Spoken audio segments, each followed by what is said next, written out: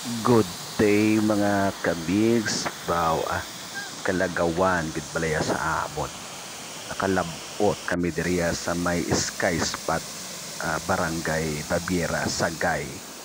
So amo ni ang lugar nga ginadayo sang mga taga syudad kag iban pagid nga mga lugar. Labi na gid kon mga riders nga mahilig sa natures nga maglantaw sa palibot.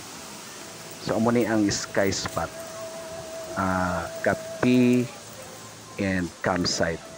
Amo ning ila mga native nga kubo-kubo nga kanami tambayan.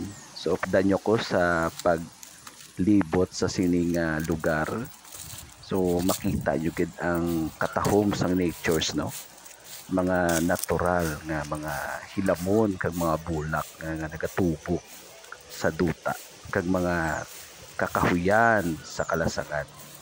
Amo na ang wonders nga ginhimo sang Dios sa sining lugar sa Babiera. So amo ning Sky Spot, amo ni ilang mga native nga kubo-kubo. Pwede ka mo di ka tinir overnight kay ka-peaceful nga lugar, no. So katawhay kung gusto niyo nga mag-unwind, eat, unwind and travel. So kadto ka mo diri Sky Spot. Dali ka mo di, no. I-enjoy nyo, i-appreciate nyo ang kanami sang palibot sa sining lugar. So katahom gid. So ako na-encourage ta kamo, no, nga maglagaw sa sining lugar. Amo nang overflow nga suba. So kanami no, katinlo way basura nga makitaan kag ginahadungan gid. So amo ni ang suba diri sa Sky Spot. So katahom sa mga mix na modra nga upod. Sorry gid, no. So unplanned ini nga trip. So amo ni amon ging kadto diri ang Bisaya nga manok tinula. Nga Bisaya nga manok. So amo ni amon ging kadto diri. Banyaga sang Bisaya nga so kanami kag ilang na pabugal diri sa Sky Spot. Amo na di amon ging kadto. Sige na, suguran na ni. Aso nakita yung aso.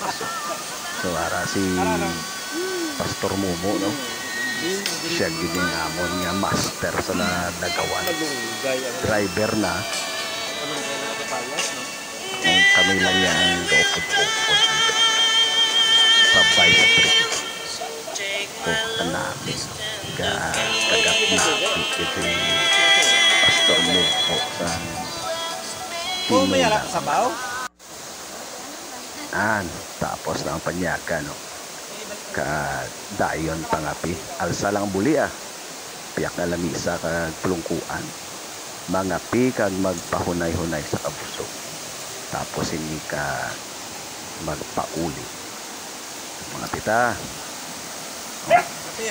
So enjoy gid kami sa sining lugar. So salamat sa inyong paglantaw. Bye bye.